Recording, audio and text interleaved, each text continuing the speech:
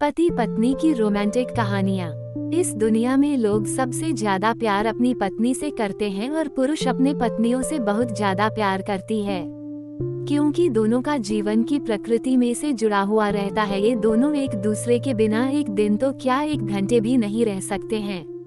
ऐसे में पति पत्नी की प्यार की कहानियाँ हम सभी को पढ़ने ही चाहिए, क्योंकि कभी ना कभी तो हम लोग पति पत्नी तो बनेंगे। ऐसे में हस्बैंड वाइफ लव स्टोरी हम सभी के जीवन में एक सकारात्मक सोच के साथ अच्छी पहल करने की जिम्मेदारी को आगे बढ़ाएगी।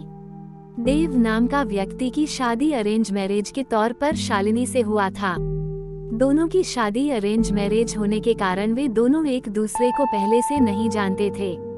शादी के बाद दोनों एक दूसरे को जानने पहुंचाने का काम चालू हुआ। कुछ ही दिनों में दोनों एक दूसरे को अच्छी तरह से जल्दी पहचानने लगे थे।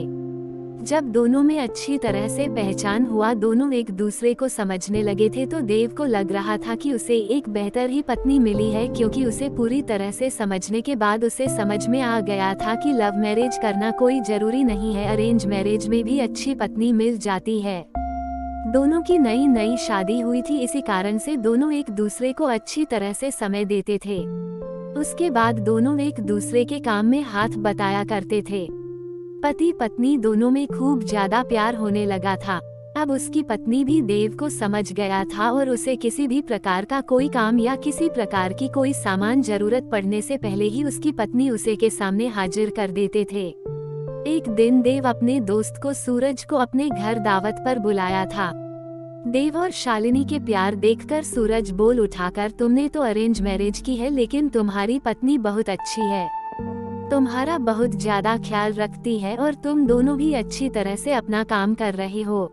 तुम्हारी पत्नी तो बहुत ज्यादा खूबसूरत है और हर काम में तुम्हारा बहुत ज्यादा ध्यान रखती है। तुम बहुत ज्यादा खुशकिस्मत होगी, तुम्हें अरेंज मैरिज होने के बावजूद भी तुम्हें इतनी अच्छी पत्नी मिली है। एक दिन देव अपनी पत्नी से कहता है कि तुम जाकर तैयार हो जाओ, हम लोग कहीं घूमने जाने वाले हैं। हम लोगों को शादी की होगी, इतना दिन हो गया है और बहुत सारे काम होने के कारण हमें टाइम भी नहीं मिला है घूमने के लिए। चलो वहाँ आज हम लोग घूमने के लिए कहीं चलते हैं। इतना सुनकर उसकी पत्नी शालिनी ने कहती है कि आपने तो बिल्कुल अच्छा कहा जी, बहुत दिनों से हम लोग कहीं घूमने नहीं गए, अच्छा हुआ आज आपने बोल दिया, हम लोगों का मन नहीं लग रहा था, चलो कहीं घूम कर आते हैं। दोनों एक कार में बैठकर घूमने के लिए निकल पड़ता है। रास्ते में जब हाईवे पर गाड़ी जाती है तो उसे एक बड़ी गाड़ी में टक्कर होने के कारण दोनों दुर्घटनाग्रस्त हो जाते हैं। देव को जब हो जाता है तो वह हॉस्पिटल में था। जैसे ही होश में जाता है वह अपनी पत्नी को ढूंढने लगता है। तभी को अपनी पत्नी को ढूंढते ढूंढते दूसरे कमरे में चली जाती है, जहां वह देखती है कि उसके सर अथवा पैर में तो दोपहर में बहुत ज्यादा चोट आई है। देव घबराकर डॉक्टर से पूछता है कि मेरी पत्नी की तबीयत ठीक तो है, क्या वह सही हो जाएगी ना? तभी डॉक्टर कहता है कि तुम्हारी पत्नी की पैर की नसों में ज्यादा खून निकलने के कारण पैर को काटना पड़ा है, वह नहीं चल सकती है। इतना सुनते ही शालिनी की आंखों में आंसू आ जाता है और कहता है कि मैं तो आपके ऊपर अब बोझ बन गया हूँ।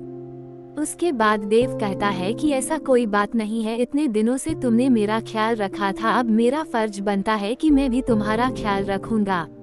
अब दोनों साथ मिलकर अपने घर की तरफ रवाना हुआ। घर जाकर दोनों एक दूसरे के बिना ना रहने की कसम खाई थी। फिर उसके बाद वह अपनी जॉब को छोड़कर घर से ही वर्क टू होम मतलब के वर्क फ्रॉम होम किया करता था। साथ ही घर रहकर अपने पत्नी की मदद तथा उसके देखरेख में उसका मदद किया करता था। इसी तरह एक दिन फिर सूरज देव का दोस्त उसके घर आता है और कहता है कि तुम तो आप घर के काम करने लगे हो, तुम्हें बहुत अच्छा बिजनेसमैन हो, तुम अपनी जिंदगी क्यों बर्बाद कर रहे हो एक लड़के के कारण? तुम अपनी दूसरी शादी कर लो, चाहे तो इसे भी अपने पास ही रखो, लेकिन तुम कंपनी में चलो काम करो।